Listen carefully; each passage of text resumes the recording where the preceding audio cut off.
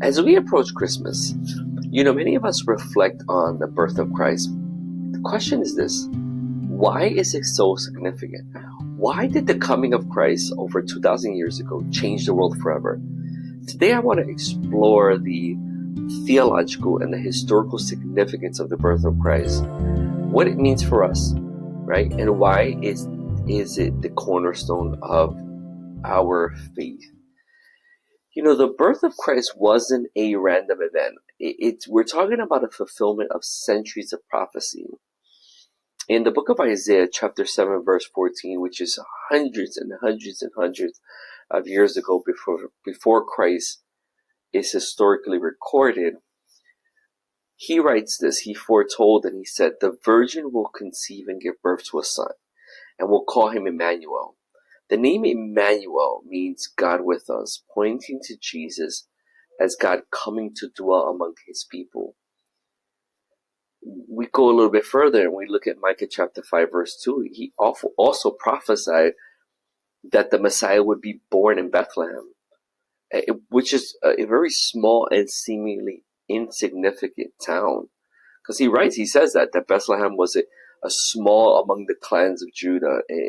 But he says that out of you will come for me one who will be ruler over Israel, whose origins are from ancient times. These prophecies, as I said before, written hundreds of years before Christ's birth, were fulfilled with precision.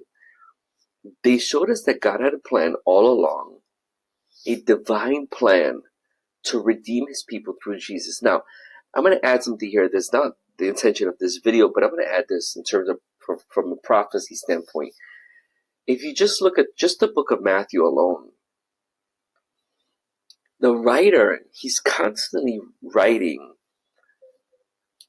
that there are these fulfillments of prophecy, and he references Old Testament texts. So I would encourage you to even read the book of Matthew. The birth of Christ is central to the Christian faith because what it does is it marks the moment of incarnation.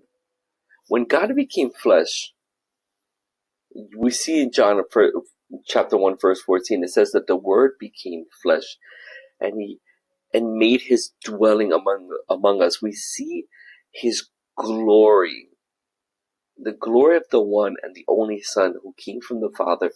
He was full of grace and truth. This means that Jesus wasn't just a teacher or a prophet. He was God himself. The creator of the universe humbled himself to be born as a vulnerable baby, entering into a broken world to save us. The incarnation, what it did is it reveals the depth of God's love. He didn't remain distant or detached. He came to be with us, to experience life as we do, to ultimately bear the weight of our sins on the cross. Historically, the birth of Jesus is one of the most well-documented events of the ancient world.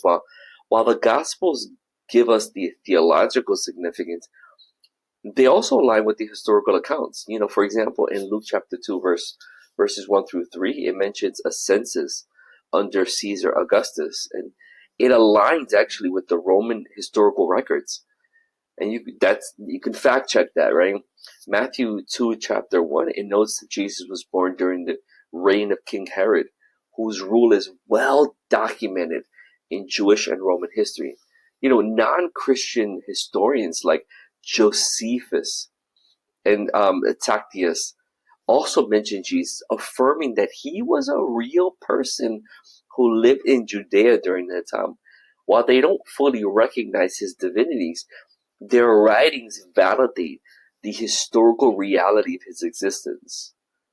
And I would add that one of the most powerful verses about Jesus' birth is found in Matthew chapter 1, verse 21. She will give birth to a son,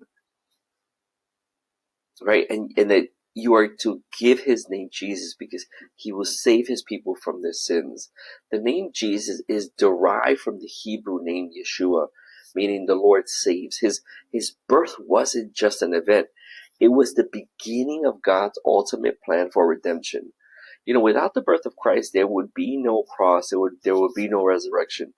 Jesus came to bridge the gap between humanity and God the Father, to reconcile us through his life, through his death, and through his resurrection. His birth, what it does is it signifies hope, a hope that we still celebrate today. So why does the birth of Christ matter today? Because it reminds us that God is faithful to his promises. He doesn't leave us in our sin and brokenness. He sent his son to rescue us. Philippians chapter 2, verses 6 to 8, it beautifully describes this, who being in the very nature of God, did not consider equality with God something to be used by his own advantage. Rather, he made himself nothing by taking the very nature of a servant, being made in human likeness, and being found in appearance as a man. He humbled himself by becoming obedient to death, even death on a cross. Jesus' birth is a call to worship, a reminder of God's love, an invitation to trust his plan for our lives. As we celebrate Christmas, let's not lose sight of the true meaning of this season.